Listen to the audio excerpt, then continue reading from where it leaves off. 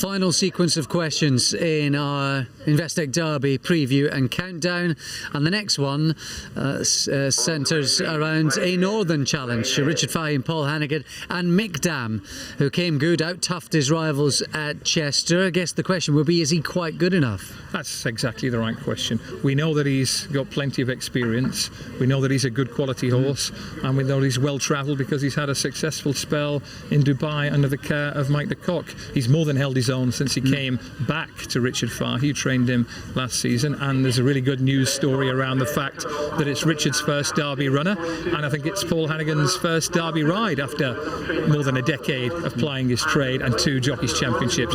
So it's really good news copy. And here's Mickdaam, second left in the yellow colours, running a belter in that valuable Newmarket Sales race, but it's running a belter behind Rougemont, who's since been well beaten in the Sandown Classic trial, and I think well beaten as well in the Lingfield Derby trial. So here you have it. This is Mickdaam back on track.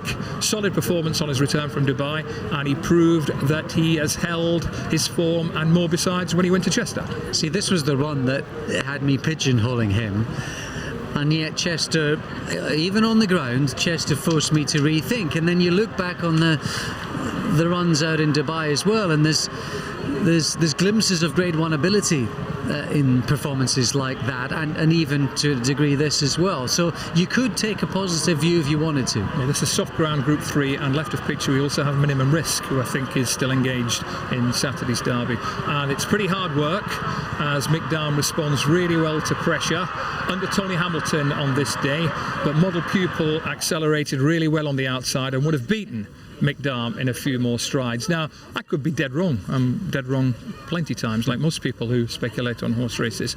But my impression that the best prospect out of that race was Model Pupil. And if Mickdaam wasn't the best horse in the Chester Vase, then he's probably not going to be the best horse in the Investec Derby. But that's not to say that he hasn't earned his chance. He's a seasoned, good quality Group 3, Group 2 horse who's proven over the trip, acts well with giving the ground, and he won't be fazed by any hustle and bustle of the race at the weekend. So he's highly likely to run to his best figure, which is probably a figure in the low teens or mid-teens. But if he does that, he won't be winning. He'll be running well, but he'll probably be 5th or 6th. Fair enough. Well, there's plenty of other stories as well. A lady rider in a derby shouldn't really be an issue at all, given we're talking about Hayley Turner, but it is a story given she's the first lady rider in quite some time to be engaged in this particular race. It's a story if she wins. It's absolutely not a story that she's got to ride. Not anymore. This is a rider who won the July Cup and the Nunthorpe Stakes. I know the Derby is a different deal, but Hayley rides 100 to 1 shot in Derby, leading the headlines on Breakfast with the Stars Day. Told you exactly what a quiet news day that was, by and large. As regards Cavaliero, he just doesn't look good enough. He's a likeable horse. He's got a useful win at Newbury on his dance card already, and he's got a solid performance in the Lingfield Derby trial, where he was around half a dozen lengths behind the aforementioned main sequence. So this was a good quality or a useful conditions race at Newbury last autumn, and Cavaliero, who's very well bred, he's by a Derby winner, Marcus Tregoning's Derby winner Sir Percy, from a really good middle distance staying family. Newbury in September, he gets the better, he's third from left now, Chestnut with the small white face gets the better of the big Chestnut with the white noseband, Harvard and Yale, and he gets the better of that horse in a driving finish. So this was a clear indicator that here was a pretty useful middle distance prospect for Tregoning to have a crack with as a 3-year-old, but he's rolling the big dice, to borrow a phrase from John Gosden. He's going in deep with Hayley Turner on board, but if you have a look at the video of Lingfield, where main sequence quickened, Cavaliero just stayed on, was half a dozen lengths behind main sequence at the line, and it's very difficult to see him reversing the form with main sequence, let alone beating the Ballydall Massif and Bonfire. So we've encountered various questions, many topics, several horses, most of the leading contenders. This may not be the question about who'll win the race, but who's the best bet in the race. Yeah, exactly. That's the case with any horse race, isn't it? I came to the 2,000 guineas fearing that Camelot would just be too good. But I tried to get him beaten, and it didn't work out. And I'm not going to go mad this weekend, but I'm not going to back Camelot at that price. I'll doff my proverbial cap, and wave him on to glory if he bolts up, because everyone loves to see a really good Derby winner. There's nothing quite like it. But I think Main Sequence has place potential at a double figure price. I'm really hoping that Imperial Monarch runs, because I just have a feel that he might be a good horse waiting to happen. But I do have a fear, based on his unease on the Betfair markets, that he might be off to France. We'll find out late morning tomorrow when the final 48-hour declarations come through. But no, it's a great prospect. The idea of an unbeaten colt who wins a Guineas and a Derby, and then perhaps sets himself up for a Triple Crown bid. We'll see. Camelot's the one who can do that, and he might bolt up. But the Derby has thrown up various surprises.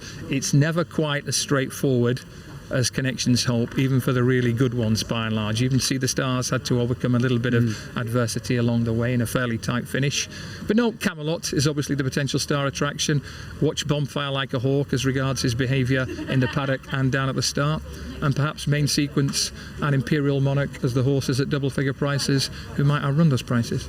And is there a horse to take on? Is there a best lay in the race? Yeah, I put this down and thinking, well, there's bound to be something. And I couldn't really find a horse I was mad keen to take on in the place market, because given the nature of the race and the size of the field, if you oppose a horse for a place, you probably haven't got too many running for you. So I'll probably ease off that and maybe look for a couple of match bets when they come up. But it's not all. It's certainly never all about punting in a Derby. It's about the quality of the 3-year-old crop, and the moment they go past the post in the Derby, or certainly a short while after, you really start to get a firm angle on what you might have for the rest of the season. So on Saturday, we might have a shock. We might have just a routine workmanlike win for Camelot. We might have a dramatic finish like last year, or we might have a runaway win, a real runaway winner that will, like in Camelot, who might make people say, now then, they've tried with all sorts of horses against Frankel. We might have the horse in Camelot who, getting plenty of weight in a Coral Eclipse, might give us the duel between Frankel and Camelot that can replace Frankel and Black Caviar, which we're not going to get now. Or they might have to wait for York potentially later in the summer. If there is to be, final question, we started by asking, is it a good Derby? What sort of race is it? If there is to be a good horse to come out of the great race, does that horse in your eyes look like it has to be Camelot? Well, probably that what he's shown so far, and the market tells us very broadly that's the case. But it's worth touching on something we mentioned again at the start: the list of high quality horses who couldn't win a Derby. It's a long one. Really, really good horses in the last 5-6 years who haven't quite managed to win the Derby, that have gone on to great things later on. Treasure Beach went from Epsom last year to win the Irish Derby and the Secretariat Stakes. Mass Marvel was well out of the picture last year, went on to win the St Leger. Dylan Thomas, we touched on. All sorts of star horses haven't been quite good enough to win the Derby, so you need a special horse to win a special race. And for all that a few critics are out in force, let time be the judge of how good this Derby is. And time is counting down. Those are the questions. We'll have the answers played out before your eyes on Racing UK this Saturday.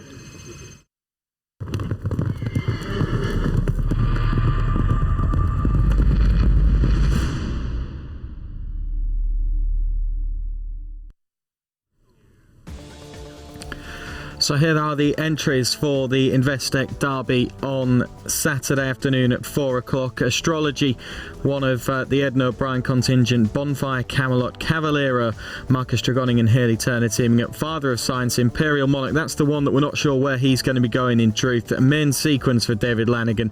Mickdaam for Richard Fahey. Minimise Risk for Andrew Balding. Rugged Cross, Thought Worthy and Tower Rock. They are the 12 entries that remain for the Investec Derby at this stage. Here's how they bet, with William Hill at the moment. Camelot the 4-7 favourite, 9-2 about Bonfire. Main Sequence at 8-1. Astrology at 12s alongside Imperial Monarch. Thought Worthy at 14-1. It is 33-1 and bigger the remainder.